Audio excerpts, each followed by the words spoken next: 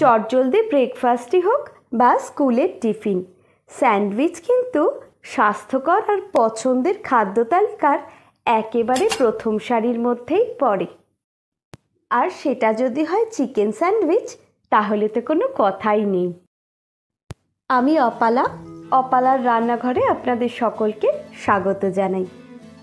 ভিডিওটা সম্পূর্ণ দেখার অনুরোধ রইল। তাহলে চলুন আজকের রেসিপিটা দেখে নিই। চিকেন স্যান্ডউইচ বানানোর জন্য আমি প্রথমে দুটো বড় আর একটা ছোট চিকেনের পিস নিয়ে নিয়েছি।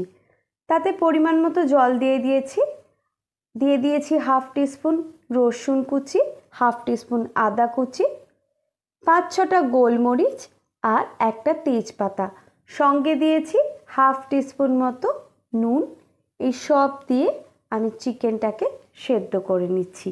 এখানে জলের পরিমাণ আমি ততটাই নিয়েছিলাম যতটা নিলে চিকেনটা একেবারে সেদ্ধ হয়ে যায়। কোনো জল কিন্তু আমি ফেলিনি। চিকেনটা সেদ্ধ হয়ে যাওয়ার পর একটা বাটিতে ঢেলে নিয়েছি। এইবার চিকেনগুলোকে এইভাবে একটু ছাড়িয়ে নিচ্ছি। সম্পূর্ণ চিকেনটা আমার এইভাবে ছাড়ানো হয়ে গেছে। এবার গ্যাসের ফ্লেম অন করে একটা ফ্রাইং প্যান বসিয়ে তাতে 1 টেবিলস্পুন মতো বাটার দিয়ে দিয়েছি। বাটারটা গলে যাওয়ার পর দিয়ে দিয়েছি পেঁয়াজ কুচি।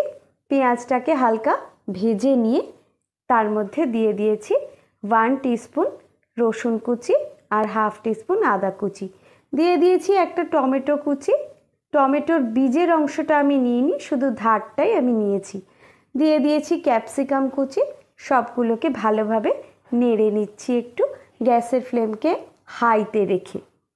দিয়ে দিয়েছি স্বাদ মতো নুন আর হাফ টিস্পুন মতো গোলমরিচ গুঁড়ো।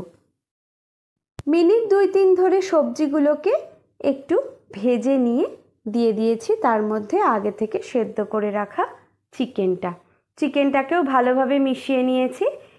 এবার এই সবজি আর চিকেনের মিশ্রণটা একটা বাটির মধ্যে আমি ঢেলে নিচ্ছি। এবার এর মধ্যে একটু মেয়োনিজ আর টমেটো সস আমি দিয়ে দিয়েছি। সব কিছুকে ভালোভাবে মিশিয়ে নিচ্ছি। আমি এখানে কোনো লঙ্কা ব্যবহার করিনি।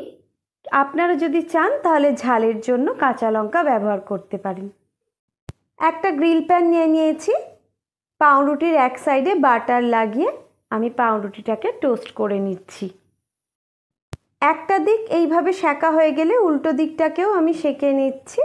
এইভাবে একে একে সমস্ত কটা পাউরুটিকেই আমি টোস্ট করে নিচ্ছি। সবগুলো পাউরুটি আমার টোস্ট করা হয়ে গিয়েছে। এবার আমি এই পাউরুটিগুলোর মধ্যে আগে থেকে বানিয়ে রাখা মিশ্রণটা দিয়ে স্যান্ডউইচগুলো তৈরি করে ফেলছি। ভিডিওটা সম্পূর্ণ দেখার জন্য অনেক ধন্যবাদ। রেসিপিটা যদি আপনাদের ভালো লাগে তাহলে ভিডিওটাতে একটা লাইক দিয়ে চ্যানেলটাকে সাবস্ক্রাইব করার অনুরোধ রইল। সবাই ভালো থাকবেন, সুস্থ থাকবেন। আজ এই পর্যন্তই। পরের দিন আবার একটা নতুন রেসিপি নিয়ে আমি চলে আসব।